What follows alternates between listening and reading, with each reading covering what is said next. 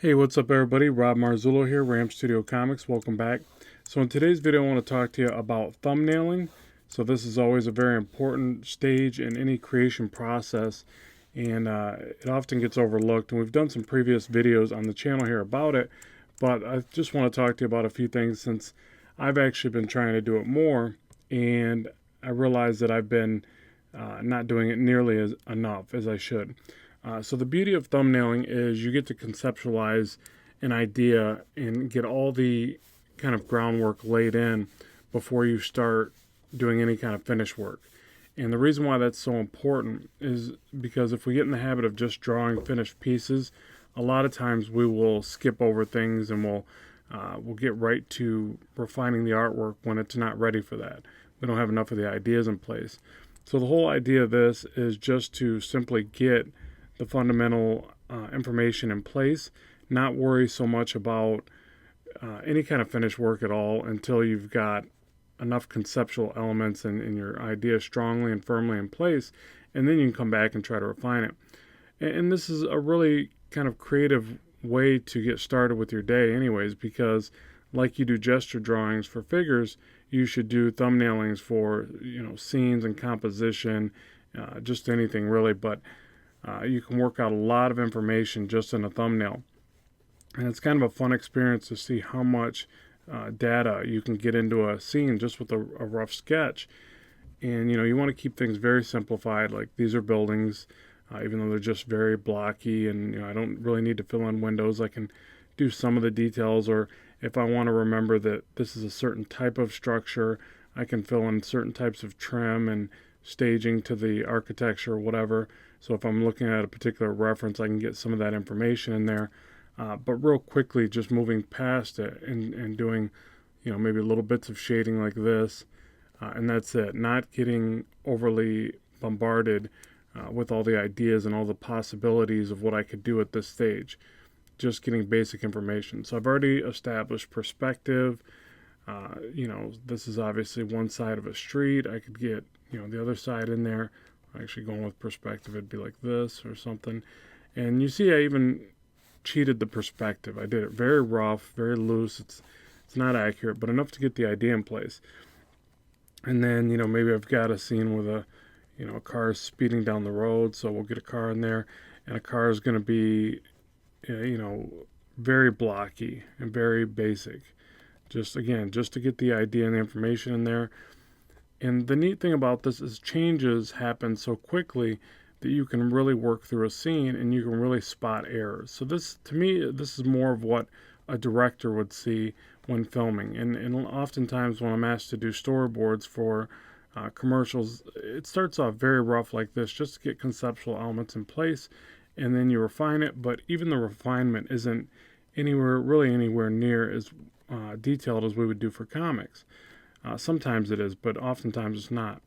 So, you can quickly take something like this and go, well, it needs to have a tilt to the scene. It just doesn't have the intensity or the drama that we need. So to over dramatize that, let's tilt the scene. Let's also take this and copy and paste it onto its own layer so that we can add a little bit of distortion. So, digital tools make that really easy, but you can do this with a light table, obviously, and just, put your previous sketch down and then make incremental changes. So you can add a little bit of drama that way. And then you just kind of keep elaborating from there. Do you see a bit of the skyline back here? Is this more of the smaller town where the buildings are shorter, but then you see the bigger city in the background? So as simple as some of these things are, it can actually convey a lot of information. And that's really the whole point of it. So what I tend to do is if I start to just draw this scene, I'll forget things like this. I might add it in, I might not, but I leave it to chance, and that's kind of part of the problem. Where if you thumbnail everything out, like for instance, if you're going to do an entire book, people always ask me, I've started this book multiple times and I can't finish a book and I don't know what steps to take. Just remember that this is where you start, and make all your edits here if you can, because these aren't beautiful sketches or refined great pieces of art, so you don't need to worry so much about them. That's the whole purpose. And you really should limit yourself time-wise to what they take. So I haven't looked at the clock, but I'd say this is probably up and inwards of 3 to 5 minutes or somewhere in there. So if this is enough of the information, maybe I've got some silhouette of people. People can be really boxy. You can get some data in there, but it doesn't need to be much.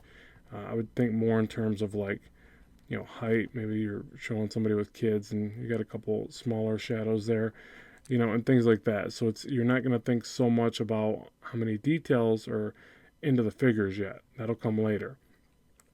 So let's call that one done. And let me zoom back up here to fill the screen. Okay, so merge that down, move it over.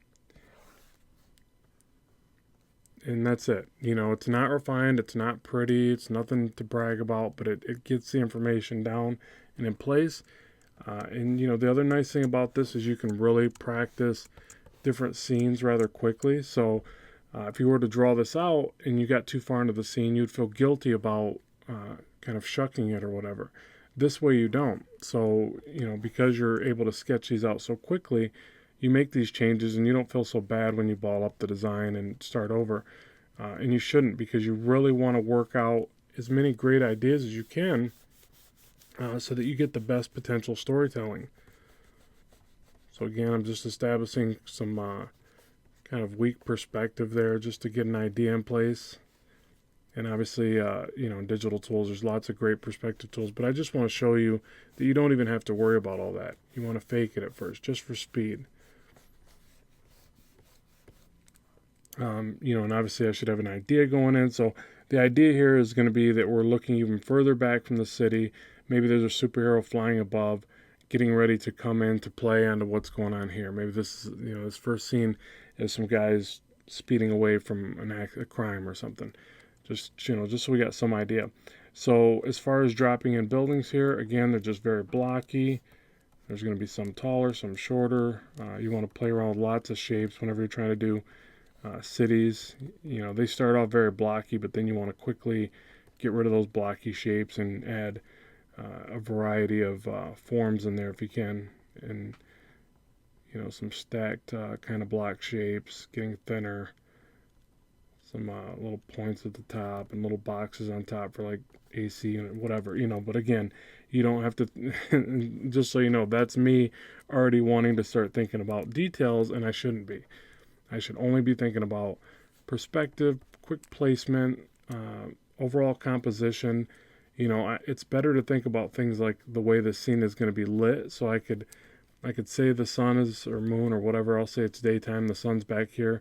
So I can put some shadow back here, but just very simplistic. Just quickly get that information in there. We have to figure out as far as, maybe some mountains in the distance like this, just real quick. We can get some clouds in there, whatever. And then we've got our superhero. Maybe he's coming in from the left here, and let's just say that he's a little bit larger towards camera. So his head's up like this, torso. Again, I don't want to spend too much time. I want to make sure that the pose is perceivable, that you know what I'm thinking here, and I know what I'm thinking when I come back to this thumbnail. And keep in mind that we have a really great ability to read into our own work. So, that's happened ever since we were a child, right? So, people can look at it and go, God, what is that? But we know exactly what it is because we put the lines in place. So you can really have fun with that. You don't really have to get too much information.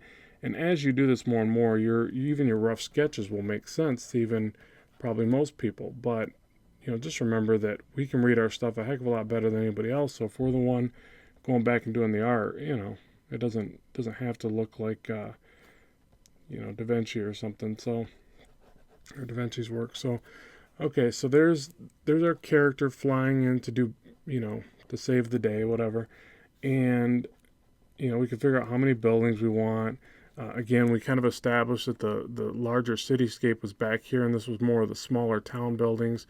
So you could almost do a little hint of that over this way, so he's still pretty far out. So you could have the smaller town shapes over here, and then the larger buildings, and you can really push the perspective by putting a few larger ones.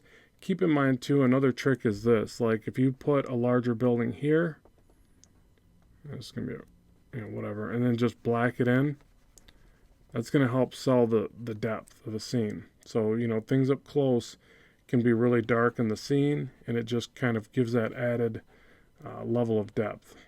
So just quick FYI there.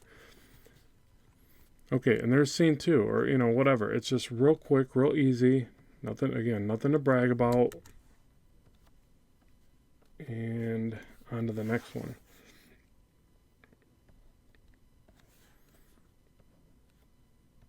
Okay, so now let's say that he's flying in, and we'll say that he stops in front of the car and the car screeches on its brakes, something like that. And that could be conveyed in a lot of different types of ways, obviously, different camera angles, things like that. Let's go ahead and say that, let me think here. I'm trying to picture the scene. Let's do the angled scene, because I think it'll add to the drama. Let's do the shot where it's low and we just see the back of his legs and some of the cape. And let's do it from behind him or whatever. So let's just try to work that out. So we'll do a typical kind of paper size or proportion scene. We'll do a little bit of an angle for drama, and we'll do. I might want to widen that. Let me actually add this to another layer. Or you know what? Let me show you something else. Something else that's good to do is you can do these on separate layers, and if you're working traditionally, you can do these with separate pieces of paper and a light box. Just remember that sometimes it's nice to have the frame on its own. Let's see. And here I'm going to add a layer. So again, you would add a piece of paper, but then now I can draw over this and through it, not worry so much about it. So at any rate, let's take the scene and go right through it. Remember, it's helpful to draw through, just to kind of really be free with it and not think of this as a border. And then, again, the car is coming up. We'll probably do a perspective like this, so a little bit more of a dynamic shot. So any of the buildings we see will take on this kind of perspective. The car will look like it's coming over the horizon a bit, so we'll have that here. We'll get some of the windshield. You want to see a little bit of that because you could, once you do get into the detail stage, you could detail the expressions of the criminals or something, like, the what the heck look or whatever. And then, you get some of the bottom of the tires. And again, this might not be correct. And if I start to see really bad flaws when I go to work out the details, that's when I have to look at reference and go, okay, what's mentally not clicking with my mind when I go to draw this. So a lot of times what'll happen with this type of work is you'll draw something and it'll make sense in the rough sketch, but then as you refine it, you'll realize, oh man, that wouldn't work in the real world.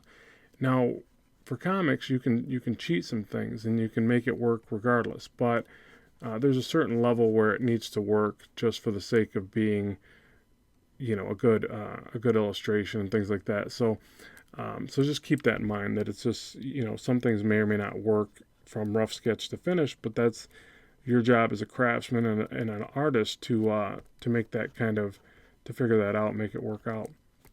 Okay, so there's our rough sketch of that. And let's just say that the hero is kind of, we don't want to block the car too much, but we could either move this scene over. This is kind of why I wanted to put it in a different layer too. So we could tilt it, move it around, do what we got to do to kind of place it. And let's go back and add one more layer or sheet of paper. And we could say, all right, he's kind of, standing there. Maybe just see the back of one calf here, back of the foot, back of this foot. So he's just kind of landed there in place. This would be a tricky one for me to draw later because I don't know how many times I've actually drawn the back of a foot and an ankle and things like that, but I'll fake it because this is just a rough sketch, obviously. And then we'll want to get some of that cape in there, so I haven't really figured out how long the cape is, but we'll just say it's to about right there. And a little bit of the back of the calf muscle, so I know what I'm looking at. But I already know. This is, pretty basic. So there it is. That's in place, and that gives me the idea of what I'm thinking. I'm not saying it's the greatest, and maybe this scene gets axed later, but the purpose is that I haven't spent an absorbent amount of time there, and I've got it put down on paper. I've got it figured out in a sense to where I can take it to the next stage. So I can just merge those layers together, move it over. And again, with something like this, I would darken in a lot of this, almost maybe to the point where this is silhouette, but I want some of those details to show. So I won't fully silhouette it, but it'd be a good way to convey the depth there.